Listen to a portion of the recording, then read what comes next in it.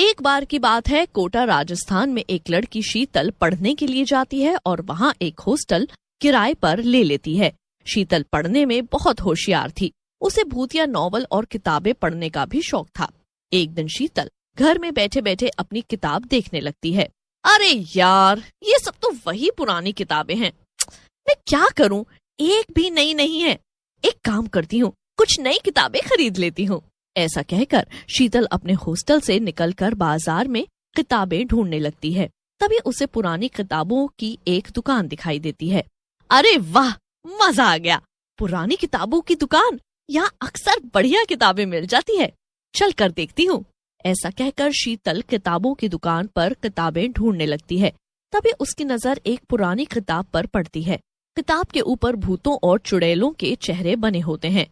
शीतल किताब को देखकर खुश हो जाती है और किताब वाले के पास जाकर बोलती है, भैया ये किताब तो बहुत बढ़िया लग रही है, मुझे ये दे दो और इसके पैसे बता दो। किताब देखकर दुकान वाला थोड़ा घबरा जाता है और बोलता है, ये किताब? अरे नहीं, आप ये किताब यहीं रहने दो, ये पढ़ने के लिए नहीं है। दुकान वाले को यूं मना करते देख शीतल को गुस्सा आ जाता है और वे गुस्से में बोलती है, रहने दूं? क्यों रहने दूं? मैं तो अब यही किताब लूंगी और अगर आप मना करोगे तो मैं आपकी शिकायत करूंगी। शीतल को गुस्से में देखकर दुकानदार वो किताब उसे दे देता है। शीतल भी किताब खरीद कर खुश हो जाती है और वहाँ से चली जाती है। शाम को खाना खाने के बाद शीतल उस किताब को खोलती है। किताब में कई विचित्र से फोटो बने होते हैं। ये भी भला कोई किताब है? इसमें तो कुछ भी नहीं है सिवाय इन चित्रों के, और वो दुकान वाला मना कर रहा था इसे बेचने के लिए। लेकिन शीतल की हंसी ज्यादा देर कायम नहीं रह पाती, क्योंकि जैसे ही शीतल अगला पेज पलटती है उसे खून से लिखा हुआ दिखता है और ये देख शीतल घबरा जाती है। खून से लिखा हुआ? ये क्या लिखा है इसमें? शीतल उस लिखावट के ऊपर अपना हाथ फेरती है। सारा का सारा खून शीतल के हाथों में लग जाता है। ये देखकर शीतल घबरा जाती है। ये तो ताजा खून है, लेकिन इस किताब के ऊपर कैसे ये सब कैसे हो रहा है? ऐसा कहकर शीतल किताब को दूर फेंक देती है। उसी समय शीतल को औरत के हंसने की आवाज सुनाई देती है। शीतल ये सब देखकर बहुत ज्यादा घबरा जाती है। ये कैसी आवाजें हैं? मेरे कमरे में तो कोई भी नहीं है, यहाँ ये कैसी आवाजें आ रही हैं? शीतल आवाज की तरफ घूमती है, लेकिन उसे वहाँ कोई नहीं दिखाई देता और सोने की कोशिश करने लगती है। लेकिन जैसे ही शीतल सोने लगती है उसे फिर से वही हंसने की आवाजें आती हैं। शीतल घबराकर अपना मुंह रजाई के अंदर कर लेती है। भगवान, आज बचा लो मुझे, आगे से मैं कभी कोई भूतिया किताब नहीं पढ़ूंगी, मुझे बचा लो भगवान। तभी वहाँ हंसने की आवाजें बंद हो जाती हैं। शीतल डरते डरते अपना मुंह रजाई से बाहर निकालती है। हे भगवान, तुम्हारा शुक्रिया जो आज मेरी जान बचा ली। मैं आज के बाद कभी कोई भूतिया किताब नहीं पढ़ूंगी। लेकिन तभी वहाँ किसी की रोने की आवाजें आने लगती हैं और जैसे शीतल पीछे घूमती है वहाँ एक की आत्मा भी है जो जोर जोर से रो रही होती है। कौन हो तुम और यहाँ क्या कर रही हो? मुझे क्यों डरा रही हो?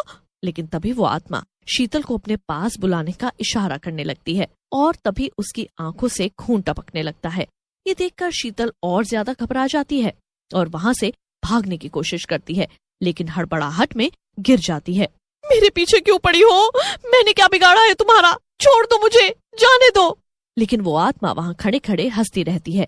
शीतल जैसे ही उठती है वो लड़की वहाँ से गायब हो जाती है।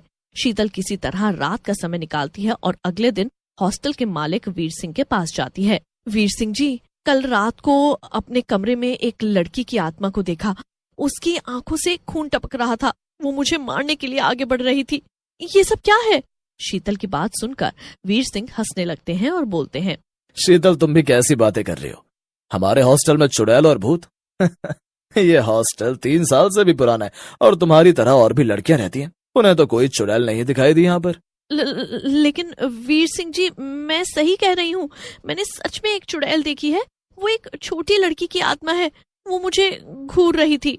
शीतल की बात सुनकर वीर सिंह को गुस्सा आ जाता है और वे बोलता है, बस शीतल, अब तुम मुझे गुस्सा दिला रही हो। मैं जो कह रहा हूँ शायद तुम्हें समझ में नहीं आ रहा है। यहाँ कोई भी चुड़ैल बच्ची नहीं है, समझी? अगर तुम्हें फिर भी डर लग रहा है तो तुम यहाँ से। वीर सिंह की बात सुनकर शीतल डर जाती है, क्योंकि पूरे शहर में सिर्फ वीर सिंह के हॉस्टल में ही रहने के लिए जगह खाली थी और शीतल अपनी रातें रोड पर नहीं काटना चाहती थी, इसलिए वो हॉस्टल में ही रुक जाती है। उसी रात जब शीतल सो रही होती है, उसकी छाती पर वो लड़की आकर बैठ जाती है। शीतल डर कर उठ जाती है। बचाओ बचाओ, चुड़ैल मेरे ऊपर चढ़ गई है। ऐसा कहकर शीतल चुड़ैल को जोर से धक्का देकर उठ जाती है। चुड़ैल शीतल से बोलती है, जितना मर्जी चिल्ला, यहाँ तेरी आवाज कोई नहीं सुनने वाला। तेरी आवाज इस कमरे से बाहर नहीं जा पाएगी। कौन हो तुम और मेरे पीछे क्यों पड़ी हो? मैंने आखिर तुम्हारा क्या बिगाड़ा है? तूने मेरा कुछ नहीं बिगाड़ा, लेकिन तू जो किताब पढ़ रही थी वो एक भूतिया किताब है, जिसकी वजह से मैं आजाद हो गई हूँ। मैं अब तेरे साथ ही रहूंगी हमेशा। ये कैसी बात कर रही हो आप? आप एक चुड़ैल हो और मैं एक इंसान। आप मेरे साथ नहीं रह सकती। आप बताओ मैं आपकी किस तरह मदद करूं ताकि आप इस चुड़ैल की योनि से आजाद हो जाओ। शीतल की बातों से चुड़ैल को अपनेपन का एहसास होता है और वे शीतल से कहती है, तू एक सच्ची और अच्छी लड़की लग रही है। मैं तुझे अपने बारे में सारी बातें बताऊंगी।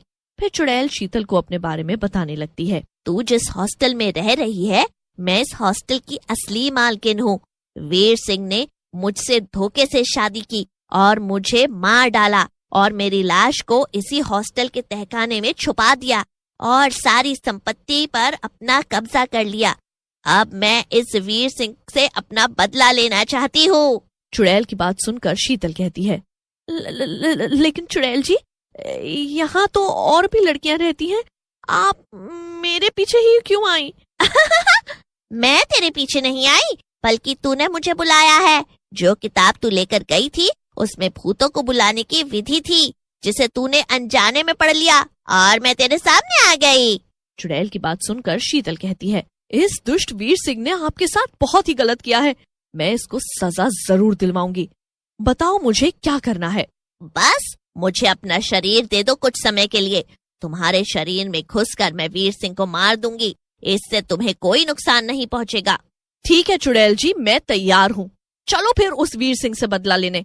उसे तो उसके किए की सजा मिलनी ही चाहिए। ऐसा कहकर शीतल रात में ही वीर सिंह के पास जाती है। शीतल को देखकर वीर सिंह बोलता है, तुम फिर से आ गई शीतल। लगता तुम इस हॉस्टल में रहना नहीं चाहती। तुम्हें पता है यहाँ रात में घूमना मना है, जब देखो यहाँ वहाँ घूमती रहती हो। वीर सिंह की बात सुनकर शीतल गुस्से में बोलती है, मुझे तो यहाँ के सब रूल पता है, लेकिन तुम शायद अपनी पत्नी के बारे में भूल गए हो, जिसे तुमने मारकर इस हॉस्टल के तहखाने में बंद कर दिया है। लेकिन मैं तुम्हें नहीं छोड़ूंगी। अब तुम्हें तुम्हारे किए की सजा जरूर मिलेगी। शोर सुनकर हॉस्टल के और भी बच्चे बाहर आ जाते हैं। अरे इसकी हिम्मत तो देखो, कैसे वीर सिंह जी से बात कर रही है। सुनीता, तुम्हें नहीं पता ये आदमी कितना नीच है। इसने अपनी ही पत्नी को मार डाला। मुझे किसी और ने नहीं, बल्कि तुम्हारी पत्नी की आत्मा ने बताया है, समझे? और मैं अब पुलिस को सब कुछ बता दूंगी। शीतल की बात सुनकर वीर सिंह बोलता है, तो मेरी मरी हुई पत्नी की आत्मा ने तुझे बताया है, तो फिर वो तुझे बचाने जरूर आएगी। चल बुलाओ उसे, नहीं तो तुझे भी उसकी लाश के साथ ही दफना दूंगा। ऐसा कहकर वीर सिंह एक चाकू से शीतल को मारने लगता है, लेकिन तभी चुड़ैल वहां आ जाती है। वीर सिंह, इस लड़की को मुझे बुलाने की जरूरत नहीं है, क्योंकि मैं इसके साथ ही थी। मुझे पता है तेरे बारे में, तू कितना गिरा हुआ इंसान है, और तुम सबको भागने की जरूरत नहीं है। मैं किसी को नुकसान नहीं पहुंचाऊंगी। तुम सब यहीं खड़े रहकर बस मजा लो इसकी मौत का। चुड़ैल को देखकर वीर सिंह डर जाता है और बोलता है, सुजाता, मुझे माफ कर दो। मैं नशे की आदत में बर्बाद हो गया था और मुझे पैसों की सख्त जरूरत थी। मुझे माफ कर दो मुझे। पैसे चाहिए थे तो मुझसे मांग लेता, मुझे क्यों मारा? तुझे इसकी कीमत तो चुकानी ही पड़ेगी। मैं तुझे अब नहीं छोड़ने वाली। कितनी मुश्किल से मैं इस किताब से बाहर निकल पाई हूँ। पता है कितने सालों से मेरा इसमें बंद पड़े दम घुट रहा था। कितना तड़पी हूँ मैं। ऐसा कहकर चुड़ैल वीर सिंह को मार डालती है। शीतल, अब मैं मुक्त होना चाहती हूँ। मेरी लाश निकाल के मेरा अंतिम संस्कार कर दो। तभी वहां पुलिस आ जाती है। शीतल पुलिस